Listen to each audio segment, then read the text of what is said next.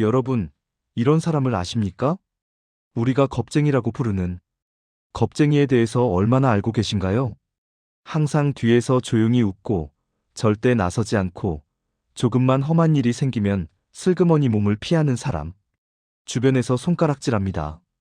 겁쟁이라고. 저런 사람이 무슨 사내냐고. 그런데 그 사람에게 누구도 모르는 비밀이 있다면 어떻겠습니까? 오늘 이야기의 주인공은 칠복이입니다.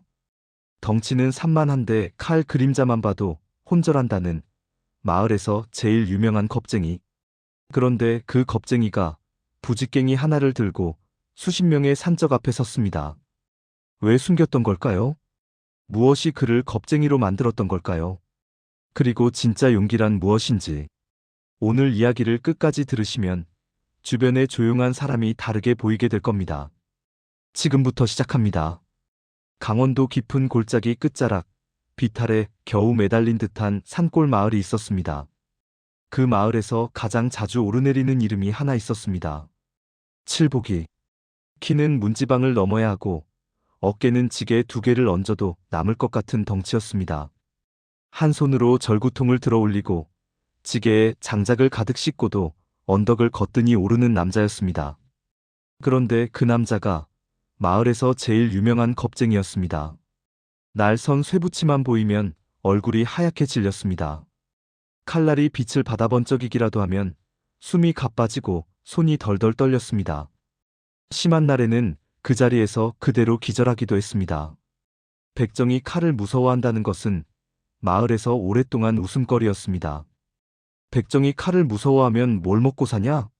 저런 놈이 사내라고. 장터에 나가는 날이면 사람들의 놀림이 어김없이 따라왔습니다. 칠복이는 그때마다 고개를 숙이고 어깨를 잔뜩 움츠린 채 자리를 피했습니다. 맞서지도 않고 화를 내지도 않고 그냥 조용히 사라졌습니다. 사람들은 그 모습이 더 우습다고 했습니다. 그러나 그 모습을 보며 혀를 차지 않는 사람이 딱 한 명 있었습니다. 그의 아내 연하였습니다. 연하는 말수가 적었습니다. 하지만 눈이 날카로웠습니다. 고기 손질도 장작 패기도 마을 잔심부름도 도맡아 하면서 연하는 남편 옆에서 늘 조용히 남편을 보았습니다. 그리고 이상한 것들을 눈치챘습니다. 어느 날이었습니다. 연하가 무거운 절구통을 들다 손이 미끄러졌습니다. 아차 싶은 순간 이미 칠복이의 발이 그 아래 들어와 있었습니다. 절구통이 발등 위로 쿵 떨어졌지만 절구통은 산산조각이 났고 연하의 발은 멀쩡했습니다. 어찌 그리 빨랐소? 칠복이는 피식 웃으며 고개를 긁적였습니다. 그냥 운이 좋았지. 그뿐만이 아니었습니다. 장터에서 말이 날뛰며 아이를 향해 돌진한 적이 있었습니다.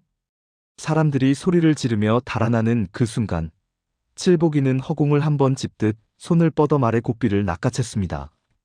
말이 앞발을 들어 올리다 그대로 넘어졌습니다. 그 움직임은 어설픈 힘이 아니었습니다. 거칠지 않고 짧고 정확했습니다. 마치 오래 수련한 자만이 가진 반사신경이었습니다.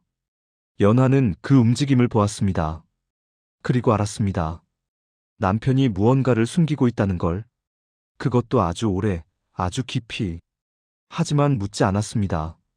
사람에겐 숨기고 싶은 상처도 있으니까요. 그 상처를 건드리는 게 반드시 사랑은 아니라는 것도 연하는 알고 있었습니다. 칠복이가 칼을 무서워하게 된 건 어느 날 갑자기 생긴 일이 아니었습니다. 그것은 15살 어느 밤으로 거슬러 올라갑니다. 그 시절 칠복이의 이름은 칠복이가 아니었습니다. 그에겐 다른 이름이 있었습니다.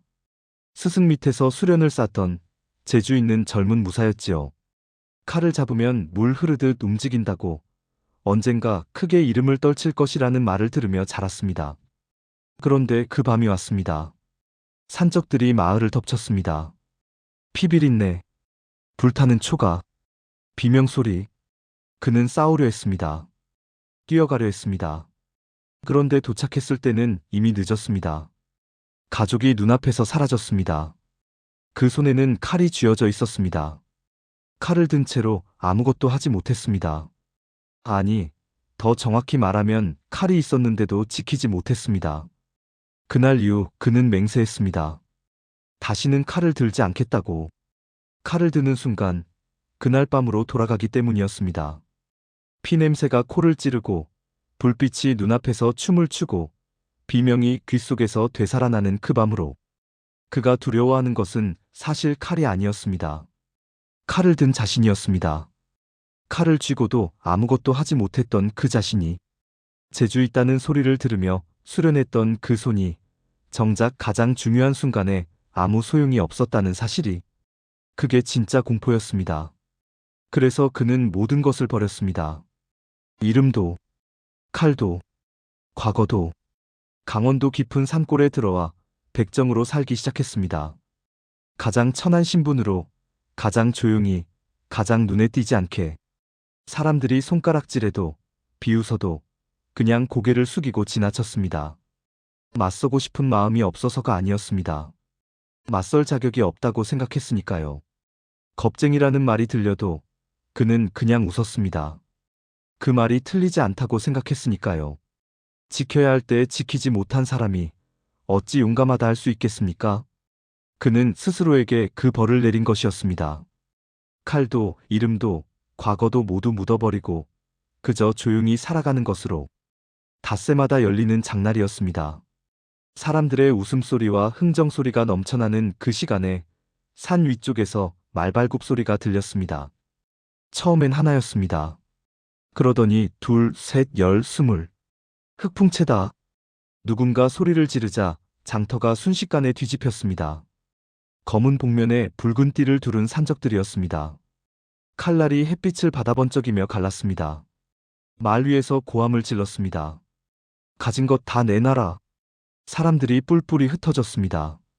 물건들이 쏟아지고 아이들이 울고 노인들이 쓰러졌습니다. 산적들은 그 사이를 말을 타고 누비며 닥치는 대로 빼앗았습니다. 연화는 칠보기의 손을 잡아 끌었습니다. 이리 와요. 빨리.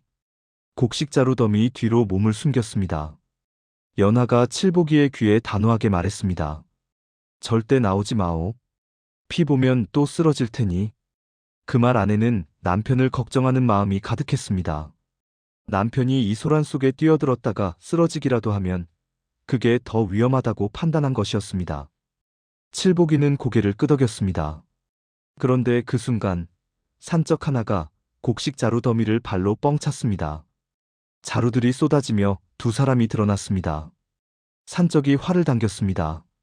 화살이 날아드는 순간 칠보기가 소리를 지르며 뒤로 넘어졌습니다. 화살은 그의 옷깃만 스치고 허공을 갈랐습니다.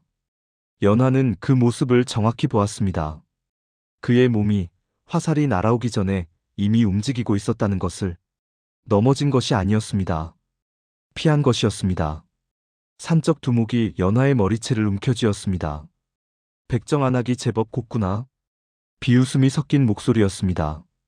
연화는 뒤에 있는 칠보기를 향해 외쳤습니다. 나오지 마. 절대. 두목의 칼등이 연화의 뺨을 스쳤습니다. 붉은 피 한 줄이 흘러내렸습니다. 그 순간이었습니다. 칠보기의 귀에서 세상의 소리가 사라졌습니다. 장터의 소란도, 말발굽 소리도, 사람들의 비명도 모두 사라졌습니다. 숨이 멎듯 조용해졌습니다. 그리고 피냄새가 코를 찔렀습니다. 늘 그랬습니다. 피냄새를 맡으면 그날 밤이 떠올랐습니다. 불타는 초가, 비명소리, 그리고 아무것도 하지 못한 채 칼을 쥐고 서 있던 15살의 자신. 그런데 이번엔 달랐습니다. 연화의 뺨에서 흘러내리는 피였습니다. 그가 지키고 싶은 단 한 사람의 얼굴에서 흘러내리는 붉은 것이었습니다. 그의 눈동자가 달빛처럼 차갑게 식었습니다. 감히. 낮고 갈라진 목소리였습니다. 평소와 전혀 다른 목소리였습니다. 마치 오래 봉인된 무언가가 깨어나는 것 같은 소리였지요. 두목이 그 목소리를 듣고 고개를 돌렸습니다. 그런데 그곳에 서 있는 것은 겁에 질려 벌벌 떠는 겁쟁이가 아니었습니다. 칠보기는 천천히 일어났습니다. 그리고 장터 한쪽에 굴러다니던 부직갱이를 집어들었습니다. 산적들이 서로 눈빛을 교환하다 비웃음을 터뜨렸습니다. 저 겁쟁이가 부직갱이를 들었다. 하, 저거로 뭘 하려고? 한 명이 칼을 빼들고 달려들었습니다. 그런데 공중에서 뒤틀렸습니다. 그의 손목을 스친 부직갱이가 어느 방향에서 왔는지도 모를 만큼 빠르게 지나갔고 칼이 두 동강 땅에 박혔습니다. 산적이 비명을 지르며 자빠졌습니다.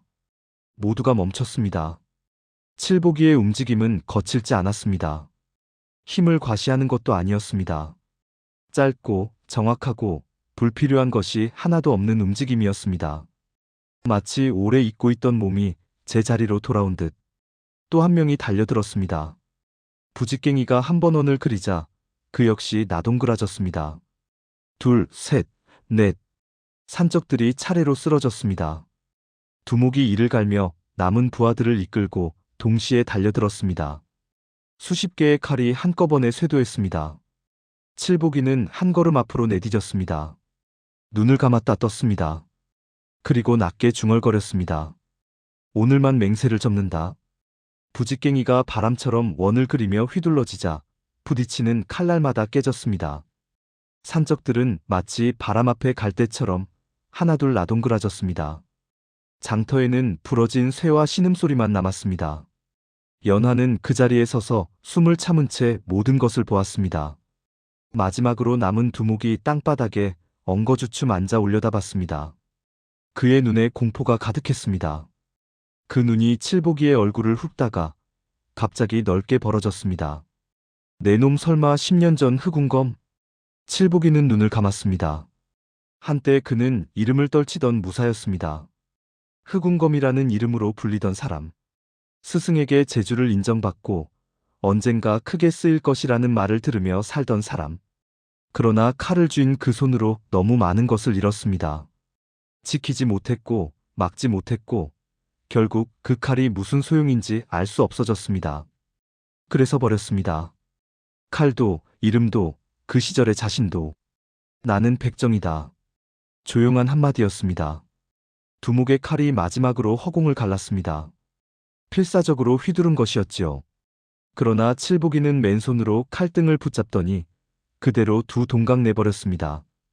철컹 하는 소리와 함께 칼 조각이 땅에 떨어졌습니다. 다시는 이 마을에 오지 마라.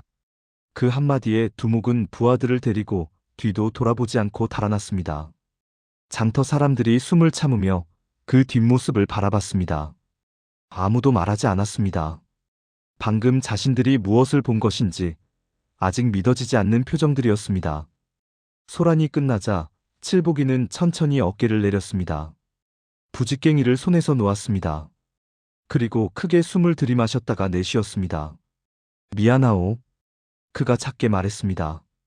피를 보니 또 어지럽네. 연하가 달려왔습니다.